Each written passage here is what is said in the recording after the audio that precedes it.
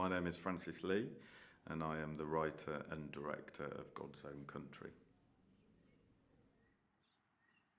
It was Francis who Francis's passion for it and clarity of intent that made me convinced me to do it, really. I think it's quite extraordinary for someone making their debut feature to be so sure of how he needs to work and how he wants to work with us. He's very helpful. I mean, he really knows how to direct, what to say to you, how to help you, and you cannot find that in many directors. It's a very nice atmosphere on the set. Everybody wants to do the best by him and his really lovely script. I grew up in Yorkshire, I live in Yorkshire, I am from a farming family. It was very important for me to depict this world as I saw it and as I feel it. And it was very important for me to have the truth always behind the film, in terms of the world, in terms of the relationship at the heart of the film.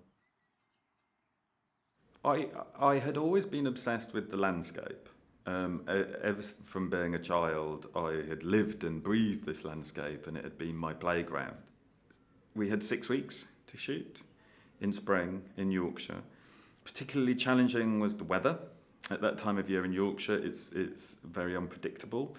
In a typical day, we might have bright sunshine, rain, snow, wind, and so having any kind of continuity of light was very difficult. And we work with real farm animals, which are very unpredictable.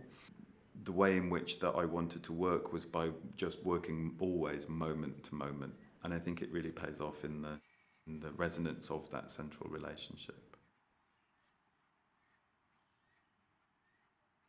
You know, in cinematography and literature, every single story has been told over and over again. But I think this story has a different approach and a very original one. That's what's so touching about this film is it's a love story essentially, and it's seeing how such a huge effect can be brought upon by just one person.